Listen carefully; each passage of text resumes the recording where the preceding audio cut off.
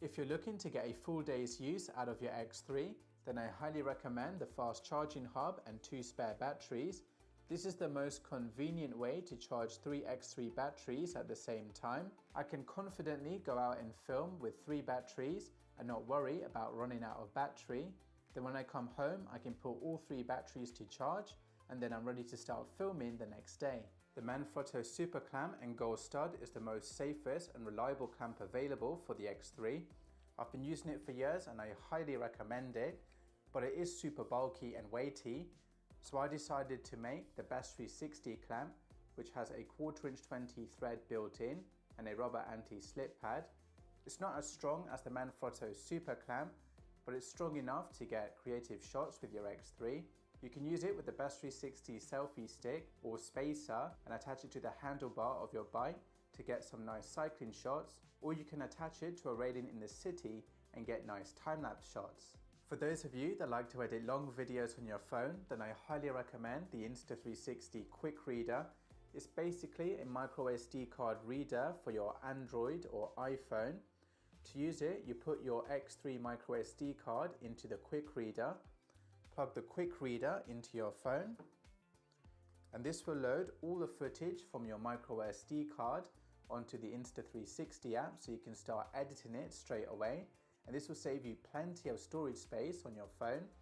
Compared to editing over Wi-Fi, this is going to give you a much more smoother editing experience and faster export times because you have a physical connection to your phone. The Bullet Time string is a great alternative to the Bullet Time handle and selfie stick to capture those epic matrix-like shots.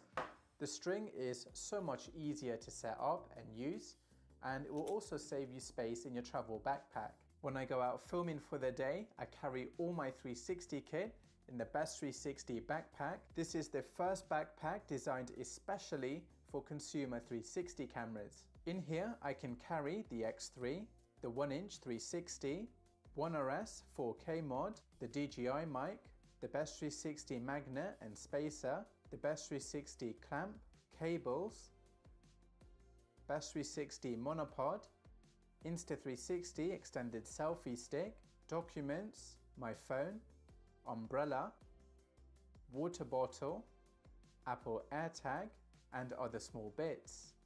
The best thing about this backpack is the dedicated selfie stick holder, so you can attach your Best 360 selfie stick here, fully extend it, and capture epic bird's eye view shots with your X3. That's it for this video. Now you know all the best accessories for your Insta360 X3. I will leave all the links to the accessories I mentioned in the video description. Hit the like button if you learned something new, and I will see you in the next video.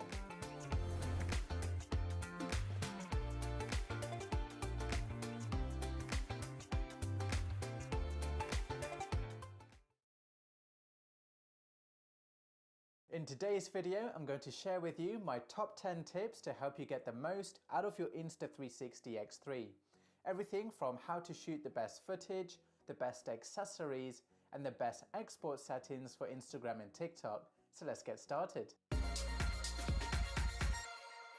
If you're using the Insta360 X3 to make videos for Instagram, TikTok, or YouTube, then these are the best video settings that I personally use and recommend. Set the video resolution to 5.7K to get the most amount of detail in your 360 video. Set the frame rate to 30 frames per second to get the smoothest video possible, and it's also the minimum frame rate recommended by Instagram.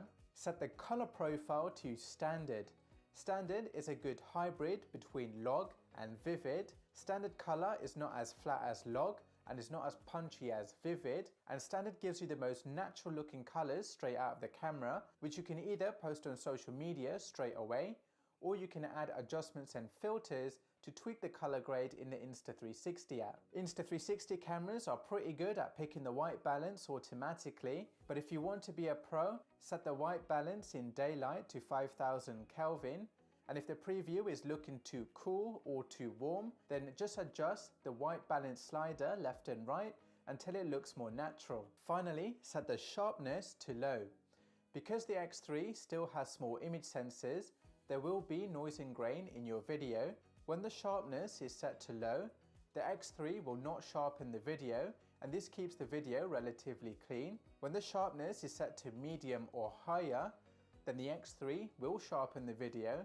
It will also sharpen the noise and grain, and that just makes your video end up looking even worse. If you get blurry video in low light, then it's because your shutter speed is set too low, and if you get noisy video in low light, then it's because your ISO is set too high. So to set the correct ISO and shutter speed in low light, you must use manual exposure settings. If you want to learn the proper method to set the correct manual exposure settings, then check out my manual exposure cheat sheet in the video description. But in this video, I'm going to give you a quick hack to get the best results in low light. If you are casually walking around with your selfie stick to see the winter lights, then set your shutter speed to 1/120th of a second. And if you are going on a fun fair ride or doing something with a little more extreme motion, then set your shutter speed to 1/240th of a second. If you are seeing light flickering in your video, then drop the shutter speed from 1/120th of a second to 1/100th of a second, or drop the shutter speed from 1/240th of a second to 1/200th of a second, and then the light flickering should go away. If your video is too dark, then you can boost the ISO from 100 to 200 to 400 until the video is bright enough.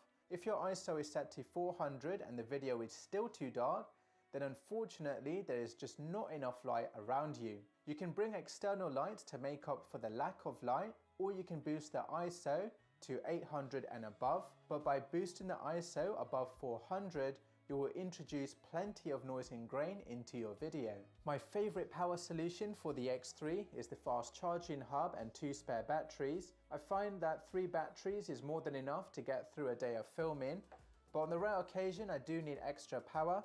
I am always carrying around a 10,000 mAh power bank with me, so I can charge the battery inside the X3, and I find this the best setup to get all day power in a small setup and keep my backpack lightweight. To get the best internal audio quality out of your X3, switch the audio setting to stereo.